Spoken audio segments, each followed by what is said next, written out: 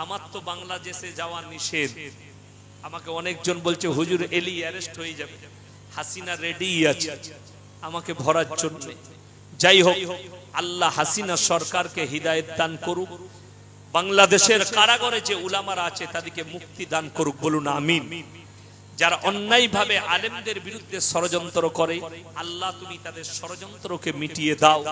অনেকজনের মনে মনে হবে যে এই আলেমরা জেলের কুঠরিতে আছে, নিশ্চয়ই তারা অপরাধী, কিন্তু না, শুনেলেন আল্লাহ। আমি বললাম কখনো কখনো ভালো নিজের প্রিয় বান্দাদের কাছে কি করেন, আযাব দিয়ে পরীক্ষা করেন, আযাব দেন, পরীক্ষা করেন, মালের ক্ষতি করে পরীক্ষা করেন।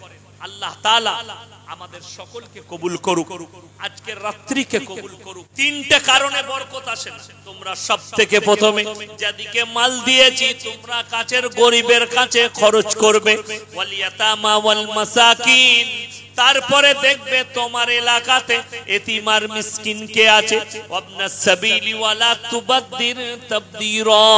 তারপরে তোমরা লক্ষ্য করবে কি, তোমার কাছে মুসাফির কারা এসছে, তোমরা মুসাফিরের সঙ্গে ভালো ব্যবহার করবে। আল্লাহ তাআলা তাদের মালেতে বরকত দেবেন। আল্লাহ মাল কাড়েন কখন, ইন্নাল মুবাদদিরিনা কানু ইখওয়ানাশ শায়াতিন ওয়া কানাশ শাইতানু লিরাব্বিহি কাফুরা। হে আমার নবী বলে দাও, আমি আল্লাহ রাব্বুল আলামিন কোরআনে বললেন যারা অপব্যয় করে তারা শয়তানের ভাই, শয়তান জাহান্নামে যাবে, শয়তানের ভাই কখনো জান্নাতে যাবে না। ইন্নাল মুবাদদিরিনা কানু ইখওয়ানাশ শায়াতিন, যারা অপব্যয় করে তারা হচ্ছে শয়তানের ভাই। অপব্যয় কাকে কাকে বলে শুনে নে। অপব্যয় হচ্ছে হালাল পয়সা আপনার কাছে আছে, টাকা আছে, সেই টাকাটা গাঁজায় খরচ করা, মদে খরচ করা, মেয়ে বাজিতে খরচ করা, গান বাজনায় খরচ করা, বদদিনীতে খরচ করা, ইসলাম বিরোধী কাজে খরচ করা, এটার নাম অপব্যয়। কোরআন বললে যারা অপব্যয় করে তারা শয়তানের ভাই। শয়তান জান্নাতে যাবে না জাহান্নামে? বাবা, জাহান্নামে। তার ভাই যারা হবে তাহলে তারা জান্নাতে যাবে? জান্নাতে যাবে না। এটা কোরআনের পরিভাষা শোনালাম আপনাদেরকে। যারা অপব্যয় করে তারা হচ্ছে শয়তানের ভাই, ওই জন্য অপব্যয় করবেন না। আল্লাহ মাল দিয়েছে, আপনি মালটা খরচ করবেন কেমন করে? আপনার বাড়ির পাশের কোনো গরিব খেতে পাচ্ছে না, তাকে দেন। আল্লাহর কসম, আল্লাহ হিসেব নিবে না, ঘুরিয়ে নেকি দান করবেন। জোরে বলুন সুবহানাল্লাহ। আপনার গ্রামের কোন ছেলে বই কিনতে পাচ্ছে না, গরিবের ছেলে বই কিনে দেন, নেকি পাবেন, বদলা পাবেন। কেউ মেয়ের বিয়ে দিতে পারছে না, আপনি বদলা পাবেন। আজকে কষ্ট কোথায় জানেন? এই যে গরিবরা, অনেক গরিব মানুষ বন্ধন লোন নেয়, মেয়ের বিয়েতে গ্রুপ লোন নেয়, এর জন্য কিন্তু কিছুটা দায়ী হবে সেই গ্রামের বড় লোকরাও। এই পাপের হিস্সেদার তারাও হবে। কারা? যারা যাকাত দেয় না হিসেব করে। অনেক লোক আছে ঘরে 15 ঘড়ি সোনা রাখা আছে, 20 ঘড়ি সোনা রাখা আছে, যাকাত দেয়নি। লেখে নিয়ে যাও, তারা যাকাতের মাল খাচ্ছে, গরিবের হক মেরে খাচ্ছে। যাকাত ফরজ হয়েছে, যাকাত দেয়নি, গরিবের হক মেরে খাচ্ছে। লেখে নিয়ে যা, আল্লাহর কাছে তাদেরকে কঠিন হিসেব দিতে হবে। যদি গ্রামে ফান্ড তৈরি করা হয়, যারা বড় লোক আছেন যাদের যাকাত ফরজ হয়েছে, তারা যাকাতটাকে 3 ভাগ করুন। 1 ভাগ এলাকার গরিবকে, 1 ভাগ বাইরের মাদ্রাসাকে, আর 1 ভাগ গ্রামের ফান্ডে রাখুন। গোটা গ্রামের বড় লোক যদি 15-20 জন বড় লোক যদি যাকাতটাকে এক জায়গায় করে, দেখা গেল 2 লাখ 3 লাখ টাকা যাকাত জমা হয়েছে। একজন মেয়ের বিয়ে আছে, 3 লাখ টাকায় বিয়ে হয়ে যাবে। বছরে একটা করে মেয়ের বিয়ে দিয়ে দেন। গ্রামে বিয়ে নাই, বাড়ি আছে, গরিবরা বাড়ি করতে পারছে না, 3 লাখ টাকায় একটা বাড়ি করে দেন একটা গরিবকে, বছরে একটা করে বাড়ি হয়ে যাবে। তাকে আর বন্ধন লোন আর গ্রুপ লোন নিতে হবে না। ওই জন্য আপনার বাড়ির পাশের গরিবটা যে গ্রুপ লোন নিচ্ছে, বন্ধন লোন নিচ্ছে, শুনেলেন? ওই জন্য হাদিসে আছে, নবীজি সাল্লাল্লাহু আলাইহি সাল্লাম বললেন, তোমরা ততক্ষণ পর্যন্ত মুমিন হতে পারবে না তোমার কাছ থেকে তোমার প্রতিবেশী যতক্ষণ না সুরক্ষিত হচ্ছে। সুরক্ষা পেতে হবে। সে যদি ক্ষুধার্ত হয় তাকে খাবার দাও, তার বাড়িতে খাবার পৌঁছাও, বস্ত্রহীন হলে বস্ত্র দাও, বিপদে পড়লে তার পাশে দাঁড়াও। বড় কষ্ট লাগে আমাদের দেশের লোক আমরা আমল করতে পারি না, আমাদের দেশের লোক আমরা আল্লাহর কাছে কাঁদতে পারি না। সবাই আজ থেকে আল্লাহর কাছে কাঁদবেন, জোরে বলুন ইনশাআল্লাহ। অপব্যয় গেল আর হচ্ছে অপচয়।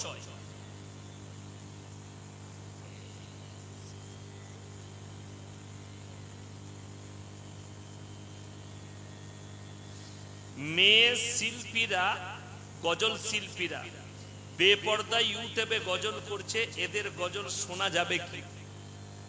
সব থেকে প্রথমে দুটো জিনিস আপনাকে কমন হতে হবে। যে কোনো বালিগ মেয়ে তার জন্য পর্দা করা শরীয়তে ফরজ। কথাটা বুঝে এসছে না? বালিগ মেয়ে সে যেই হোক পর্দা করা ফরজ। কোন নাবালিকা মেয়ে যদি স্টেজে গজল গায় তার গজল গাওয়া যাবে, নাবালিকা হতে হবে, বালিকা নয়। কোন যদি বালিকা মেয়ে স্টেজে গজল গায়, এর থেকে বড় হারাম কাজ আর পৃথিবীতে আর কিছু নেই। ওই মেয়েটা জাহান্নামের খোরাক, লিখে নিয়ে যান। কোন মুফতি যদি হালাল ফতোয়া দিয়ে দেয় তার জুতোর মালা রেডি রাখবেন, আমি হাওড়া জেলায় আবার আসছি, পড়ে নেব। কোন মুফতি, আপনারা হয়তো অনেকে জানেন আর অনেকে জানেন না, পশ্চিম বাংলার সব থেকে বড় মুফতি আছে হাওড়া জেলায়। জানেন আপনারা? কথা বলেন না, জানেন না?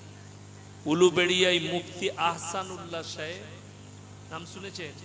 উনার ভাই একজন দারুল দেওবন্দের উস্তাদ মুফতি উসমান সাহেব, একজন আমাদের কৈথন, বর্তমান জেলার কৈথন মাদ্রাসায় মুফতি সাইদুল্লাহ সাহেব, সব ভাইরাই শেখুল হাদিস।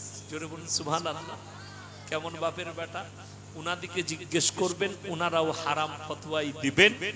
শরীয়ত সম্মত বালিগা মেয়ে হলে কোন হালতে স্টেজে ইউটিউবে কোন জায়গায় গজল পড়া জায়েজ নেই।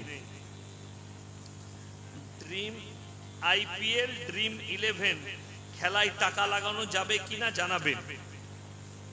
জুয়া খেলা তো প্রথমেই বললাম হারাম। জুয়া খেলা কি? হারাম। আইপিএল খেলা নয়, শুনেলেন? আঙ্গুলের যতগুলো খেলা আছে সব হারাম। কি বললাম? কথা বলে না? আঙ্গুলের যতগুলো খেলা আছে, লুডু খেলা, ক্যারাম খেলা, টাস খেলা, ক্রিকেট খেলা, আঙ্গুল যেগুলো ব্যবহার হয় এগুলো সমস্ত হারাম। ক্যারাম খেলা, টাস খেলা, লুডু খেলা, আঙ্গুলের দ্বারা যেগুলো খেলা হয় এগুলো সম্পূর্ণ হারাম, খেলা যাবে না। ক্রিকেট খেলা, যদিও যেটুকু দেখা যাচ্ছিল আইপিএল এ যে অর্ধ উলঙ্গ মেয়েরা ড্যান্স করছে, সেই খেলাটা দেখা মাত্র হৃদয়ে ব্যভিচার জাগার কারণে খেলা দেখা হারাম। আমি আমার জীবনে ক্রিকেট খেলা দেখিনি, আমার জীবনে খেলা দেখার শখ নেই। আমার জীবনে একটাই শখ আছে, কি? মাদ্রাসায় বসে থাকবো, ক্লাস করব, বাড়ি যাব, জলসা করব, মানুষের কাছে দাওয়াত পৌঁছাবো। আমার জীবনের শখ নেই। অনেকজন বললে শখ নেই, কি বুঝলে? ফেসবুকে বিটির ছবি চাচ্ছে, বইয়ের ছবি চাচ্ছে, এর থেকে বড় নির্লজ্জা পৃথিবীর মানুষ আর কেউ হতে পারে না। আমার ফেসবুক আইডি আছে, যেহেতু আমার চ্যানেল আছে মোল্লা ইয়াসিন অফিসিয়াল, আপনারা খুলবেন, সেখানে আমার ফটো পাবেন। আমার দুটো মেয়ে, আপনারা তো দূরের কথা, ফেসবুকে তো দূরের কথা, আমার মাদ্রাসার ছাত্ররা ভালো করে দেখে। তাও আমার বাচ্চা মেয়ে, একটা 10 বছর বয়স, একটা 7 বছর বয়স, কেউ দেখেনি এখন। কিন্তু কষ্ট লাগে, নিজের 12 বছরের মেয়েকে, 15 বছরের মেয়েকে গজল পড়িয়ে ফেসবুকে ফটো দেয়। অনেক মেয়েরা হিজাব পরে ফেসবুকে হাদিস বলছে, এই মেয়েগুলো সব জাহান্নামের খোরা। এদের কথা শুনেলেন? একটা যেমন ফেসবুকে যদি কেউ আমল করতে চায়, সে খাঁটি জাহান্নামের রাস্তা অতিক্রম করবে। ফেসবুক আমল হবেন না, কোরআন হাদিসের আমলদারি হয়। ফেসবুকে হাদিস পড়তে গেলে বিপদে পড়বেন। ফেসবুকের হাদিস জানেন? আমি একদিন দেখলাম ফেসবুকে লেখা আছে, নবীজির সুন্নত বিবিকে ভালোবাসা, বিবির কপালে চুম্বন খাওয়া সুন্নত, বিবির কাজে হাত বাটানো সুন্নত, লাস্টে লেখা আছে বিবিকে ফুচকা খাওয়াতে নিয়ে যাওয়া সুন্নত। আমি এটা নবীজি কবে নিয়ে গিয়েছিল? কথাটা বুঝতে পেরেছেন? এইগুলো কিন্তু সব বেঈমান কাফেরদের চক্রান্ত। হাদিসকে বিকৃত করে দাও, মেয়েদিকে রাস্তায় নিয়ে এসো। যে মৌলবি বলবে বউকে বাজারে ঘুরতে নিয়ে যাওয়া সুন্নত, সেই মৌলবির ইলম কালাম হাসিল হয়নি, সে আবার মাদ্রাসায় ভর্তি হও। আমি বলে যাব, কে আমাকে গালি দিবে জানি না, কোন মৌলবি আমাকে খারাপ বলবে জানি না, জীবনে আমি এটা মেনে নিতে পারবো না, আমি মাথা নত করবো না। পৃথিবীর যে মৌলবি বলে দেয়, ওই জন্য কোরআনে আছে ইন্নাল্লাযীনা ইয়াকতুমুনা মা আনজালাল্লাহু মিনাল কিতাব ওয়া ইয়াশতারুনা বিহি সামানান কলিলা উলাইকা মা ইয়াকুলুনা ফি বুতুনিহিম ইল্লান নার ওয়া লা ইউকাল্লিমুহুমুল্লাহু ইয়াওমাল কিয়ামাতি ওয়া লা ইউযাক্কিহিম ওয়া লাহুম আযাবুন আলীম।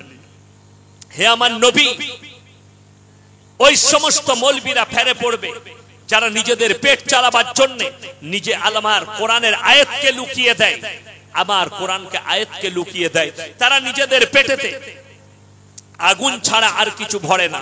এই সমস্ত মৌলবীদের গেরেবানটা ধরে কিয়ামতের দিনে বিনা হিসাবে জাহান্নামে নিক্ষেপ করবেন। আমার মানুষকে ধোঁকা দিও না, প্রতারণা দিও না। ইসলামে শুনেলেন হযরতে মা ফাতেমাতুজ জাহরা রাদিয়াল্লাহু তাআলা আনহা, আল্লাহর নবীর বিটি, আল্লাহর নবীর বিটি হযরতে আলীর বিবি, হাসান হোসেনের আম্মা জান যখন দুনিয়া থেকে বিদায় নেবেন, আলীকে ডেকে বলছেন, হে আলী, আমি যদি মারা যাই তুমি আমার দাফন কাফন রাতের অন্ধকারে করবে। বললে কেন? বলে আল্লাহর কসম করে বলছি, আমি আজকের দিন পর্যন্ত আমার চোখের দ্বারা কোনো পর পুরুষকে স্পর্শ করিনি। জোরে বলুন সুবহানাল্লাহ। শুধু তাই নয়, আজকের দিন পর্যন্ত আমাকে তো দূরের কথা, কোন পর পুরুষে আমার কাপড়ের একটা সুতো পর্যন্ত দেখতে পাইনি। জোরে বলুন সুবহানাল্লাহ। তাই আমি যেন চাই রাতের অন্ধকারে দাফন করো, পৃথিবীর কেউ যেন না দেখতে পায়। আল্লাহর নবীর বিটি হযরতে আলীর বিবি, হাসান হোসেনের আম্মা জান, জান্নাতের নারীদের সর্দারনি, কি কালারের কাফন পরে দুনিয়া ছাড়ছে। যদি পর্দার আহমিয়ত এতটা হয়, শুধু তাই নয়, কোরআনে আছে ওয়াদরিব খুমুরিহিন্না আলা জুনুবিহিন, হে নারী তুমি পর্দা নির্ধারিত করো, তোমরা কোনোদিন ধর্ষিতা হবে না। যদি বলেন পর্দা মানে হিজাব, আপনার পর্দা বুঝে আসেনি। পর্দা মানে বোরকা, আপনার বুঝে আসেনি। এমন বোরকার দ্বারা পর্দা করতে হবে, বাইরে থেকে যেন বোঝা না যায় এই বোরকার ভেতরে যে নারীটা যাচ্ছে তার শরীরের অঙ্গ কেমন, তার চেহারা কেমন, এই জন্য বোঝা না যায়। শুনেলেন, নারী চেহারা দেখলে মানুষের মনেতে পাপ জাগে, নারী শরীর দেখলে মানুষের মনেতে নফসের মধ্যে পাপ জাগে। ওই জন্য শরীয়ত নিষেধ করেছে, তোমরা স্কিন টাচ বোরকা যেটা মনে করছেন শরীয়ত সম্মত, এটা শরীয়ত সম্মত নয়। শরীয়ত সম্মত বোরকা হচ্ছে ওই বোরকাটা যেটার বাইরে থেকে ধরা না যাবে, এর ভেতরে যে নারীটা যাচ্ছে তার শরীরের অঙ্গ প্রত্যঙ্গ কেমন, এটার নাম হচ্ছে ইসলাম। আমাদের ভাই, আমরা পর্দা বুঝিনি। পর্দা হচ্ছে চার দেওয়ারি। ওই জন্য আমার জলসায় আমি এক জায়গায় বলেছি, মুর্শিদাবাদের মাটিতে, হে আমার যুবকেরা, তোমরা তোমাদের বন্ধুত্ব খেলার মাঠে শেষ করে দাও, তোমার বন্ধুত্ব চায়ের দোকানে শেষ করে দাও, তোমার বন্ধুত্ব ক্লাবে শেষ করো। তোমার বন্ধুত্ব যদি বিছানা পর্যন্ত চাই, বইয়ের পালং পর্যন্ত চাই, তোমার বিবিরা পরকীয়ায় জড়িয়ে যাবে। আজকে মুসলমান পরকীয়া আম হয়ে যাচ্ছে, ব্যভিচার আম হয়ে যাচ্ছে। আজকে লোকের অনেক যুবক লোকের বউকে নিয়ে পালিয়ে যাচ্ছে। তার জন্য দায়ী হচ্ছেন আপনারা। শুনেলেন কতগুলো হারাম কাজ চলছে, খালি আলেমদের টাচে না থাকার কারণে, দিন না থাকার কারণে, এই মক্তবের শিক্ষা না থাকার কারণে, কোরআনী শিক্ষা না থাকার কারণে অনেক পুরুষ লোকের বউকে নিয়ে পালিয়ে গিয়ে ঘর করছে। সে হালাম আর হারাম সম্পর্কে জ্ঞানই রাখে না। আমার ভাই, অনেক পুরুষ তারা নিজের শালীর সঙ্গে শারীরিক সম্পর্ক করে ফেলেছে, অথচ সে জানেই না নিজের শালীর সঙ্গে শারীরিক সম্পর্ক করলে তার বিবি তালাক পড়ে যাবে, তার বিবি হারাম হয়ে যাবে, তার জন্য দুটো মেয়ে হারাম হবে, তুমি বিপদে পড়বে। ওই জন্য আমাদের সমাজের কিছু হারামখোর যুবক আছে, বলে শালী মানে আদি ঘর বাড়ি, বলে না? তাদেরকে ঝাঁটা জুতো করে মারা দরকার, কখনো নয়। শালী হচ্ছে ডেঞ্জারাস জিনিস, দূরে থাকো। দূরে থাকো। যদি তুমি তোমার শালীর সঙ্গে ব্যভিচার করে বসো, তোমার বিবি তোমার জন্য হারাম হয়ে যাবে। এটা হচ্ছে ইসলাম। লোকের বউকে নিয়ে যদি কেউ পালিয়ে যায়, তার প্রথম স্বামী তালাক না দেওয়া পর্যন্ত যতদিন ঘর করবে তার সঙ্গে ব্যভিচার করা হবে। বাচ্চা হলে হারাম বাচ্চা পয়দা হবে, কখনো বৈধ হবে না। এরকম লোককে সমাজ থেকে অ্যাভয়েড করুন, এদের কাছ থেকে নিজেদিকে অ্যাভয়েড করুন, এদিকে সমাজ থেকে বঞ্চিত করুন। এই ধরনের হারাম কাজে যে যুবকরা, যে মেয়েরা লিপ্ত থাকবে, তাদের হাতে পানি পান করাটাও হারাম। যেহেতু তারা জিনা করছে প্রকাশ্যে, তারা ব্যভিচার করছে প্রকাশ্যে, তারা জানার পরে আপনি বুঝতে পাচ্ছেন এই হালাল তরিকায় বিবাহ করেনি, হারাম তরিকায় করেছে, তাকে মসজিদ থেকে বঞ্চিত করুন, সমাজ থেকে বঞ্চিত করুন, তাকে এক ঘরে করে দেন, তাকে সমাজে নিয়ে যাবে না। তা না হলে তুমি হালাল তরিকায় চলো। আমি আবার বলে যাচ্ছি, একটা জলসা আমার ছেড়েছে, তো একজন দেখলাম কমেন্টে লিখেছে, তুমি কটা বিধবাকে বিয়ে করেছো? আমার প্রয়োজন পড়লে আমি করব। কথাটা বুঝতে পেরেছেন না? পারে আমার প্রয়োজন পড়লে আমি করব। আল্লাহ নবী, অনেকজন মনে করে কোন পুরুষ যদি, কোন ছেলে যদি, ইয়ং ছেলে, ব্যাচেলার ছেলে যদি বিধবাকে বিয়ে করে, এটা খারাপ কাজ মনে করে না। আমি আজকে আবার বলে যাচ্ছি, কোন ব্যাচেলার ছেলে যদি কোন বিধবাকে পছন্দ হয়, তাকে বিয়ে করে, এটা কোনো পাপ কাজ নয়, বরঞ্চ নেকির কাজ, কোনো অসুবিধা নেই। সমাজ মনে করে খারাপ। কেন? ওই যে বললাম, দিন না থাকার কারণে। যদি তোমার মনে হয় সমাজের লোক কি বলবে, একটা অবিবাহিত ছেলে একটা বিধবাকে বিয়ে করেছে, তাইলে ভেবে দেখো, আমার নবীজি সাল্লাল্লাহু আলাইহি সাল্লাম 25 বছরের যুবক প্রথম বিবাহ করলেন 40 বছরের বুড়ি মা খাদিজাতুল কুবরা রাদিয়াল্লাহু তাআলা আনহাকে। তিনি ছিলেন বিধবা। 11টা বিবির মধ্যে 10 জন বিধবাকে নবীজি বিবাহ করেছিলেন। জোরে বলুন সুবহানাল্লাহ। খালি নিজের উম্মতি আর পৃথিবীর মানুষকে দেখালেন, বিধবাটা ডাস্টবিনে ফেলার জন্য নয়, বিধবাটা ব্যভিচার করার জন্য নয়, বিধবাটা রাস্তায় ঘুরে বেড়াবার জন্য নয়, বিধবাটাকে বিবাহ স্বীকৃতি দাও আর হালাল বিবি রূপে গ্রহণ করো। এর মধ্যেও কোরআনে আছে খায়ের, বরকত আছে। জোরে বলুন সুবহানাল্লাহ।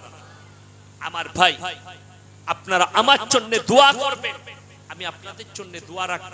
আমার পরবর্তী বক্তা, তিনি বাংলাদেশের মেহমান আসছেন, নিয়ে আসুন। হ্যাঁ, মেহমান আসছেন বাংলাদেশে। আপনারা কেউ উঠবেন না, সবাই শেষ দোয়া নিয়ে যাবেন। হাত তুলে বলুন ইনশাআল্লাহ। সবাই শেষ দোয়া নিয়ে যাবেন। উনি আমাদের কাছে মেহমান, বহু দূর বাংলাদেশ থেকে এসেছে। খুব সুন্দর আলোচনা করবেন, ওনার আলোচনা শুনবেন আপনারা। আমার তো বাংলাদেশে যাওয়া নিষেধ। আমাকে অনেকজন বলছে, হুজুর এলি অ্যারেস্ট হয়ে যাবে, হাসিনা রেডি আছে আমাকে ভরার জন্য। যাই হোক, আল্লাহ হাসিনা সরকারকে হিদায়েত দান করুক, বাংলাদেশের কারাগারে যে উলামারা আছে তাদেরকে মুক্তি দান করুক। বলুন আমিন। যারা অন্যায়ভাবে আলেমদের বিরুদ্ধে ষড়যন্ত্র করে, আল্লাহ তুমি তাদের ষড়যন্ত্রকে মিটিয়ে দাও। অনেকজনের মনে মনে হবে যে এই আলেমরা জেলের কুঠরিতে আছে, নিশ্চয়ই তারা অপরাধী, কিন্তু না। শুনেলেন আল্লাহ, আমি বললাম কখনো কখনো ভালো নিজের প্রিয় বান্দাদের কাছে কি করেন, আযাব দিয়ে পরীক্ষা করেন, আযাব দেন, পরীক্ষা করেন, মালের ক্ষতি করে পরীক্ষা করেন। আল্লাহ তাআলা আমাদের সকলকে কবুল করুক, আজকের রাত্রিকে কবুল করুক, আজকের জলসাকে কবুল করুক। আজকের দোয়া নিয়ে যাবেন, হাত তুলে বলুন ইনশাআল্লাহ। সবাই শেষ দোয়া নিয়ে যাবেন। উনি আমাদের কাছে মেহমান, বহু দূর বাংলাদেশ থেকে এসেছে। খুব সুন্দর আলোচনা করবেন, ওনার আলোচনা শুনবেন আপনারা। আমার তো বাংলাদেশে যাওয়া নিষেধ। আমাকে অনেকজন বলছে, হুজুর এলি অ্যারেস্ট হয়ে যাবে, হাসিনা রেডি আছে আমাকে ভরার জন্য। যাই হোক, আল্লাহ হাসিনা সরকারকে হিদায়েত দান করুক, বাংলাদেশের কারাগারে যে উলামারা আছে তাদেরকে মুক্তি দান করুক। বলুন আমিন। যারা অন্যায়ভাবে আলেমদের বিরুদ্ধে ষড়যন্ত্র করে, আল্লাহ তুমি তাদের ষড়যন্ত্রকে মিটিয়ে দাও। অনেকজনের মনে মনে হবে যে এই আলেমরা জেলের কুঠরিতে আছে, নিশ্চয়ই তারা অপরাধী, কিন্তু না।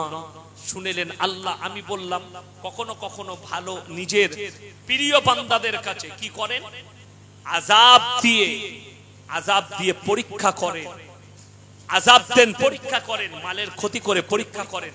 আল্লাহ তাআলা আমাদের সকলকে কবুল করুক, আজকের রাত্রিকে কবুল করুক, আজকের জলসাকে কবুল করুক, আজকের প্রোগ্রামকে আল্লাহ কবুল করুক। আপনারা আমার জন্য দোয়া রাখবেন, আমার মাদ্রাসার জন্য দোয়া রাখবেন, আমার আব্বাজির জন্য দোয়া করবেন। হায়াত বাকি তো মুলাকাত বাকি, সবাই আমার জন্য দোয়া রাখবেন, আমি আপনাদের জন্য দোয়া রাখি। ওয়ামা আলাইনা ইল্লাল বালাগ। আসসালামু আলাইকুম ওয়া রাহমাতুল্লাহি ওয়া বারাকাতুহু।